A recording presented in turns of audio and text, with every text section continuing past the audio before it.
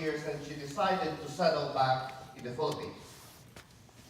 So when I arrived in the Philippines, she decided that I would celebrate my first Mass at the parish where I was baptized, which is now the cathedral. So my mother made all the arrangements. On the day of the Mass, the Thanksgiving Mass, I could hear my mother talking to her friends and to some of the people. Said, "That's my son. That's my son. Don't forget, that's my son." And I could hear this. "That's my son. That's my son." I couldn't help it, so I went to my mom and I said, "Mom, you're embarrassing me. Please, don't do that." But she said, "Oh, I'm just proud of you." So I just let her be. A year or two after that, I decided to go back. And I noticed that since my ordination, or after 2004, every time I visit my mother, God rest her soul, she died about 10 years ago.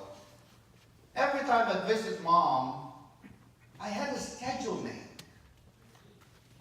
And then she would tell me, whenever I arrived home, she said, "Here's your schedule." I said, "I'm on vacation, for goodness sakes. What do you mean I have a schedule?" "Well, I told my friends, you're going to say Mass here, you're going to say Mass over there, you're going to do the house blessing over here, you're going to do this over there." And I said, "Really, Mom?" I said, "You made it?" "Yes, of course. I told them you're my son, and my son who's a priest is coming home. So I made a schedule for you." And I scratched my head and I said, "Mom, are you being a stage mother now? I mean, please, stop doing that." I told her. Oh, she said, "Oh, shut up." No, she didn't say that. But that's what she said. She said, "Just let me be." Of course, Mom, I love my mother, so I just let her be. But really, I realized, I said, "Is she really being a stage mother here or not?" Then I said, "Oh, she's just being proud of me, of all my achievements." Which brings me to the gospel reading for this weekend. The gospel reading tells us, or brings us to Cana, where Jesus, according to John, performed his first sign in the book or the Gospel of St. John. And we are told by John the Evangelist that Mary, the mother of Jesus, was invited. So as Jesus and his disciples. They're having a good time. Lots of food, roast leg of lamb. Just remember, they're Jews, right? They probably roasted a nice lamb, bitter herbs, bread, and fine wine. But they were running short of wine. Not good. I mean, imagine going to a wedding or a party, and then they tell you they have no wine. And you said, "Oh, really? They don't have no wine?" So Mary notices this. They're running short of wine. She probably heard some murmuring here and murmuring there.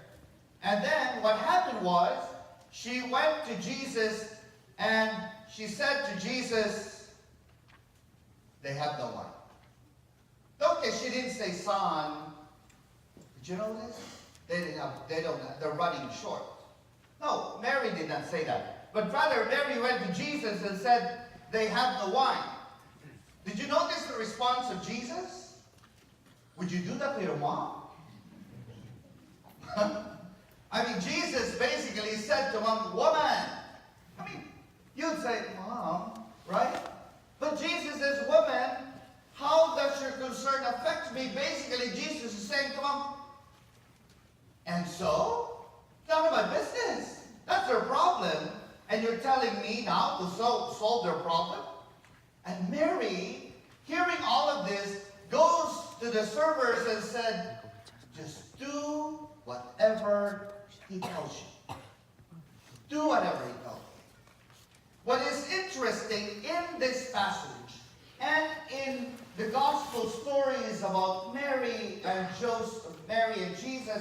Matthew and Joseph is that Mary is aware that Jesus, her son, has powers. Right? I mean, when we just celebrated Christmas, Mary received a message from the angel, and the angel said to Mary, "You will be the mother of the Savior. This is the Son of God." So Mary is aware that Jesus has a power.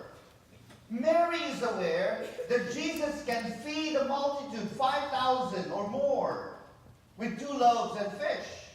And then Mary is also aware that her son can raise the dead to life.